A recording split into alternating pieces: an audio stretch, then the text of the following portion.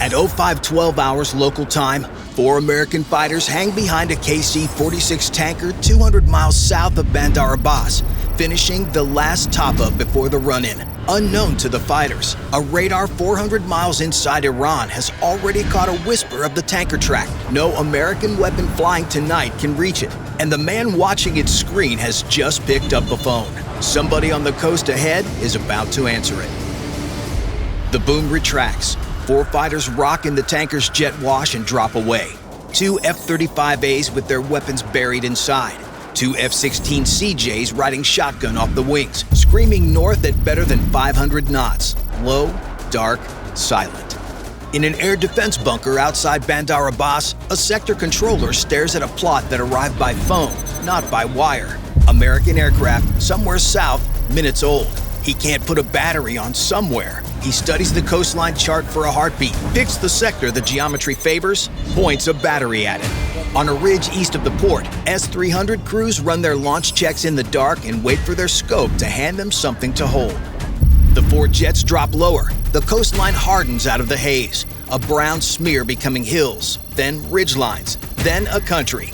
50 feet under the jets, the Gulf slides past in the dark, and the 4 aircraft settle onto the run-in line the planners drew weeks ago. 3 minutes to the beach, and nobody in those 4 cockpits has touched a radio since the tanker cut them loose.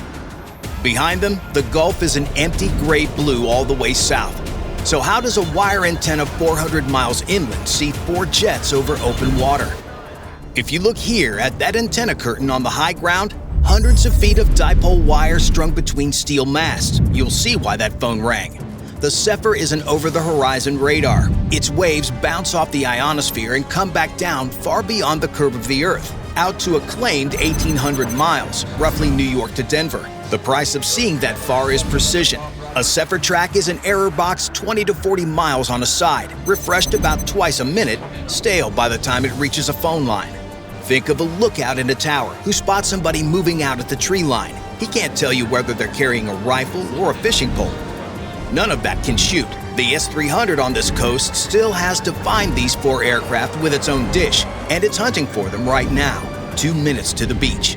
At 05:18, the flight crosses the coast east of Bandar Abbas. The F-35's clean, the F-16CJs low and wide in the ground clutter. 4 sets of eyes carving up 4 different slices of the threat picture. The coastline flashes underneath, Iran at 500 knots. Up top, the battery's dish rakes the sector the fighters are crossing. 4 aircraft inbound at fighting speed, and the dish holds nothing it will call a target. The crew starts arguing with their own hardware. The hardware is fine. The problem is the airplane. 29,000 pounds empty, Mach 1.6 flat out, and 770 miles of combat radius on internal fuel. That's Dallas to Denver and home again without a tanker. 2 2,000-pound bombs and an air-to-air missile ride inside the fuselage. What makes it strange? It doesn't hide from radar. It argues with it. Like your wife who takes out the trash until you give up. Every edge on an F-35, wing sweep, tail sweep, every panel seam, lines up at the same handful of angles so the incoming pulse bounces away in a tight bundle that almost never includes the way it came. Weapons, fuel, sensors, all buried inside the mold line. From the nose, the whole airplane hands back about as much radar energy as a golf ball. Like a mirror turned sideways to the sun, the beam is still there, just going somewhere nobody's standing. The trick only holds from the nose, though. Wander off heading, and the golf ball grows into something this battery can shoot at. So the flight holds its line and keeps the problem pointed straight at the ridge. At the battery, the operators watch a return that shouldn't exist. Small, low, flickering at an aspect their brief said doesn't happen. It could be a flock of birds, or it could be 4 American fighters. The battery commander does the professional thing. He takes the shot he has. A canister on the transporter erupts and a crack rolls down the ridge. A missile the size of a telephone pole pops 100 feet straight up on a gas charge, hangs for half a beat, then the sustainer lights, and it tips over onto the flight sector and screams downrange. The S-300 PMU-2. NATO calls it the SA-20 Gargoyle, Russia's export flagship, delivered in 2016, and the best missile Iran owns just left the tube chasing a flicker. 2 tons of missile burning out past Mach 6, and for most of the flight, it doesn't hunt on its own. It flies where the ground radar tells it to fly. Picture throwing a football to a receiver you only glimpsed between two buildings. The throw goes where you last saw him. Hold this heading 30 more seconds, and that warhead arrives doing better than a mile a second. 30 seconds out, the flight breaks north into a hard beam turn. The 48N6E2 tears down onto a point in the sky and punches through empty air, then self-destructs over open water. A gray smear against the morning haze, miles behind the formation. $1.5 million of missile, and the only thing it hit was the morning quiet. Up on the crest, the intercept point flashes empty, and the crew starts down the failure checklist. Calm, methodical, professional, and looking in the wrong place. Against a normal fighter, that dish builds a shootable track past 90 miles out. The F-35's nose collapses it to inside 25. The difference between watching a man leave Waco and not noticing him until he's inside Dallas city limits, and the beam turn stretch the guidance updates from 5 a second down to 1 every few. Chasing a rabbit through fog without a flashlight, shining it where he was, never where he cut. The geometry took that shot away from a competent crew before the commander's hand ever reached the key. It was decided 20 years earlier in an American design office by men arguing about panel seams. The reload sequence is already running. The crew has more missiles, a fresh flicker, and a commander willing to spend rounds all morning. The battery stands or falls by one radar dish, and that dish is still transmitting, which is exactly what the F-16CJs were waiting for. An F-16CJ rolls, and a missile screams off the inboard station, clawing toward the ridge at better than Mach 2. AGM-88E AARGM, a weapon that rides an enemy radar's own transmissions back to the antenna, and the reason the smartest move that crew has left stopped working years ago. Switch the dish off mid-flight, and an inertial track plus a millimeter wave seeker finishes the run on the last known position anyway. Go quiet mid-sentence, and the man already walking towards you across a room still knows exactly where you're standing. How did the Viper know where to shoot a radar it couldn't see? Bolted under each of those jets is a pod called HTS, the Harm Targeting System, a radar detector that doesn't warn you, it aims for you. And it's been drinking in every pulse off that hilltop since the coast. It never transmits. It just compares bearings between the two jets until the emitter's position squeezes down to a box small enough to put a weapon in. The S-300 spent the last 4 minutes shouting its own address into the dark. Now it's a race. The AARGM boring in against the second 48N6 cycling toward its rail. 40 seconds of flight time against a 60-second reload. And nobody in the battery is looking for it. Everyone is heads down on the reload, watching a fresh flicker crawl across the scope, working the same sequence they've drilled for years. The second missile rises on its erector, the dish keeps talking, and they have no idea they're in a race at all. The AARGM wins it by 20 seconds. It slams into the engagement radar, parked a football field away from the launchers in a bloom of dirt and shredded antenna panels. And that missile, still on its rail, becomes the world's most expensive lawn ornament. The coastal belt in this sector goes blind. One AARGM costs about $1.1 million. The 30N6E2 dish it just erased runs roughly $30 million, and there's no spare on this coast. The Pentagon buys these missiles like an office buys printer paper. Iran had one engagement radar on this coast. 40 miles north, an officer is about to pick up a phone and hear the rest of this morning's bad news. Inside a hardened operations center north of the port, that officer lifts the line to a Hormozgan telecom hub and hears nothing but hiss. He tries the backup circuit. Same hiss. A Tomahawk cruise missile off a U.S. Navy destroyer in the Gulf of Oman punched through the relay's roof at 0430, 50 minutes ago, while this ship was still pouring tea. This is the BGM-109 Tomahawk, sometimes also called Tama Chicken, because it flies so low and has tiny wings. But it punches more like a T-Rex with its 3,300 pounds, 1,000 nautical miles of range at 550 miles an hour, Boston to Kansas City, 50 feet off the ground the whole way. A 1,000-pound warhead for $1.9 million a copy. It navigates by Tercom, matching the ridge lines underneath it against a map in its memory.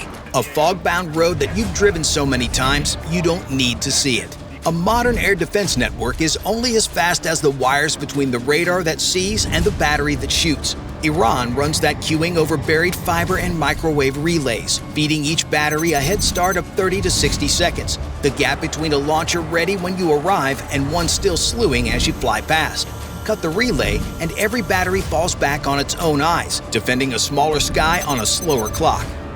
Picture a restaurant kitchen when the ticket printer quits. Every cook keeps cooking, but nobody knows what's been ordered. Somewhere, an Iranian general is about to learn that a decade of wiring costs less than one tomahawk and broke a lot faster. For the next 20 minutes, Iranian air defense isn't a network, it's islands. But the telephones still work. The Sepehr's plots ride military voice circuits through Tehran and back down the coast. Slow, stale, but very much alive. One of those calls is landing right now at a fuel depot on the flight's route north. Out over the coastal plain, the formation is trading speed for altitude, clawing up toward the release block at 25,000 feet, where the bombs can glide. The F-16 CJs hang back and low, listening, hunting for anything on the ground that dares to transmit. Slower now, higher, easier to find. 14 minutes to release, 70 miles to the ridge, and 400 miles inland. The Sepehr is still watching. It can't shoot, and it can't even say where they are inside 40 miles. But twice a minute it keeps handing somebody a phone number for a sector. And this time, the phone that rings sits next to a system that doesn't need the network at all. At the fuel depot below, something small and fast scanning wakes up and starts sweeping the exact corridor the flight is climbing through. Nothing about it needs a phone line. Then the engagement array snaps on, and a lock tone screams in the lead 135's headset. Tor M1, NATO designation SA-15 Gauntlet, parked at the depot fence, and everything it needs rides on one tracked vehicle. Its own search antenna spinning up top, its own tracking array on the turret face, 8 missiles standing cold in the hull. Fresh look at everything inside a 17-mile bubble every 3 seconds. First glimpse to missile off the rail, about 8 seconds. A guard dog on the porch, deaf to whatever's happening at the fence line, very fast inside the yard. The flight's corridor runs straight through that yard. 8 seconds to a missile off the rail, maybe 10.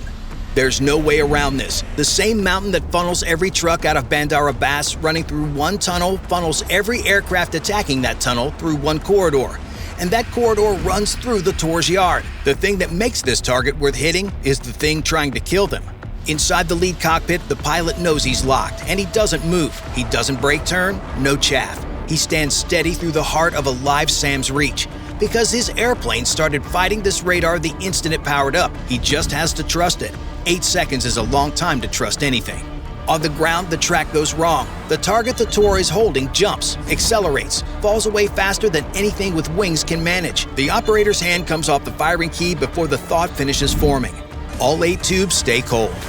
Built into the F-35's wing leading edges and tail are flat gray apertures, the AN/ASQ-239 Barracuda. 10 wideband antennas listening to everything from long-range search radars up through the band the Tor shoots with. Every pulse the Tor sends reaches the jet before the echo can make it home. The jet samples that pulse, holds it in digital memory, and fires it back a split second later, nudged in frequency, louder than the real echo. The Tor's tracker locks onto the brighter, cleaner lie, and that lie walks the lock right off the airplane. It's somebody clapping in a dark room to find you, and you clapping back a fraction louder from a slightly different spot every time until they're chasing the echo instead of you. Iran's best point defense just watched an American fighter decline to be shot at. In the Tor's cab, the operator is looking at a screen that just lied to him and can't prove it. The track looked clean, the lock felt solid, and then his target did something no airplane can do. Either the airplane isn't real or his radar isn't honest, and he doesn't know which answer is worse. A Tor crew that fires on a corrupted track throws away a 2-missile salvo on empty sky, so doctrine says hold and reacquire. The operator starts doing exactly that, and his surveillance dish never stops turning.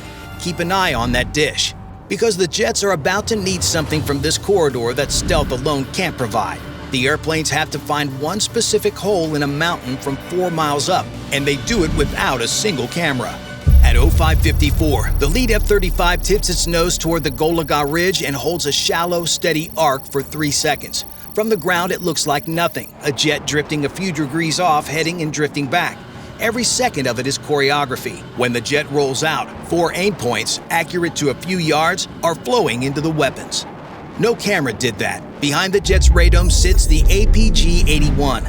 roughly 1,200 tiny transmitters steering one beam, and when in mapping mode, it stares at a single patch of ground while the jet flies past, adding up every turn the motion generates. The flight path itself becomes an antenna hundreds of feet long, and the picture it builds is sharp enough to tell Portal concrete from rock face. 100 blurry phone pictures out a car window, stitched by a computer into one photograph. The coordinates go into the bombs, and if a single one is off, a 2,000-pound weapon hits granite instead of a doorway. Now the whole plan collapses down to arithmetic, and the math runs backwards from a single second. The plan is time on target, every weapon arriving inside the same tick of the clock, because both blast waves have to stack inside the tunnel before either can vent. Each bomb falls about 50 seconds and glides for miles under its kit, so each jet's computer solves its own question. Given my speed, my heading, the wind the tanker crew passed along, when do I let go so my bomb meets that pixel at exactly 0550? The second portal must never get to the 2-second warning the first would give it. 2 minutes to release. 15 miles south, the reason for all of this glitters on the waterline. Bandar Abbas, Iran's largest port, and every container and fuel truck that lands there goes north on exactly 2 roads. One of them threads through the mountain straight ahead. The other one loops inland and is somebody else's problem this morning. Pull one screw out of a hinge and the whole door hangs useless. Nobody's aiming at the warehouse. Down at the western portal, a besiege guard, Iran's volunteer militia, the men who draw gate duty, hears the first faint engine noise rolling over the ridge and starts running for the bunker at the tower line. 400 meters of open gravel stand between him and the bunker door. He sprints under the defense his unit spent weeks building, a ring of steel towers strung with black mesh. That netting is the last defense standing on this target. Braided high-tensile cord hung between towers 40 feet tall. Off-the-shelf commercial drone mesh, bought after drone strikes on power stations nearby. The trick is stretch. The mesh gives on impact, catching a drone the way a trampoline catches a kid, spreading the hit out, turning the energy into heat in the cord. It's built to stop a 50-pound quadcopter doing 40 miles an hour. What's coming is a 1-ton bomb doing better than 600, about 10,000 times the punch the net was designed to soak up. That mesh is a volleyball net strung across a freight line. The netting works. It just wasn't invited into this fight. 300 meters. The guard is counting tower shadows as he runs, boots skidding on gravel, the engine noise behind the crest building into something with layers in it. High over the target, one problem is left, and it's riding inside the jets themselves. The weapons bays are hollow metal boxes. Swing them open, and they catch the Tor's beam and throw it straight back like a corner mirror. The stealth that has carried these jets through every radar on this coast vanishes the instant those doors move, and they take 3 full seconds to swing. 60 seconds to release, and 3 clocks are running now. 12 miles back down the corridor, the Tor's dish comes around once every 3 seconds, the operator rebuilding trust in his own radar, hunting for the track that walked away from him. Below the portals, the guard is 200 meters from the bunker and running. And in the lead cockpit, a pilot is watching that beam come around, because the moment his bay doors open, his marble becomes a barn, and the doors need 3 seconds, 1 full turn of the dish. He waits for the beam to pass. 3, 2, 1. Doors open. 4 weapons drop free, tail fins biting the airstream 10 times a second. Both jets jump, 2 tons lighter apiece. Doors closed. The jets crack into a hard turn south, running for the coast while the weapons fly the rest alone. Behind them, the Tor's beam sweeps through the patch of sky where 4 tons of ordnance just appeared, finds 2 golf balls heading for the water, and holds nothing. 50 seconds of fall. The jets are already miles south when the first weapon tears through the thin haze above the tunnel, wings and fins steering it into a glide path with tiny, constant corrections. The GBU-31, the blue-collar miracle called the JDAM, a joint direct attack munition built around the Blue 109 penetrator, and it's built backwards from a normal bomb. The standard 2,000-pounder is mostly explosive and a thin case. This one is mostly case. Over 1,300 pounds of forged, hardened steel wrapped around 535 pounds of tritonal, a TNT blend that burns hotter and longer than TNT alone. The difference between a slap and a nail. Same push, completely different result.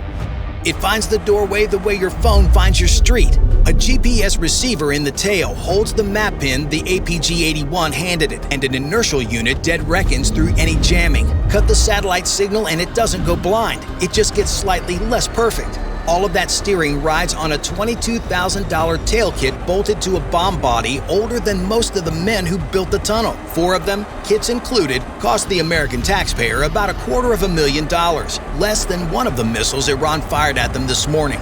And the fuse in the tail of each one isn't set to fire on impact. It's set to wait. 10 seconds, the guard reaches the bunker door. At 0550, all 4 penetrators strike the reinforced arches on the same tick of the clock, and both ends of the Shahid Mirzaei Tunnel collapse into clouds of concrete debris.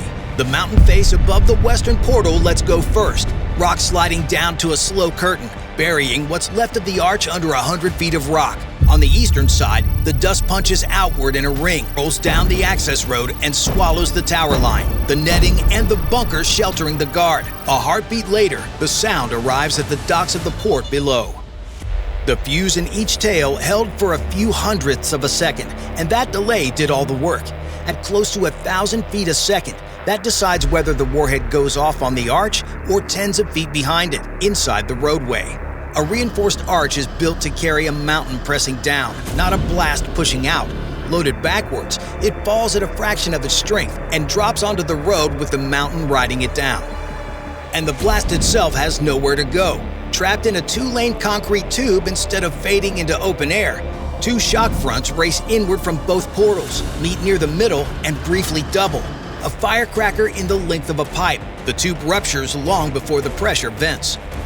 The ridge that was supposed to protect the road is now the lid on a pressure vessel. The dust hangs in the first sun of the morning, visible from the docks at Bandar Abbas. At 0553, right on schedule, the destroyer's Tomahawks find the second road, and the Rukana Shore Bridge folds into its riverbed. That bridge, both roads out of Iran's largest port, gone inside 3 minutes. If you enjoyed this video, go watch the attack this strike was answering. The Iran missile and drone attack on U.S. forces in Jordan. Bye for now.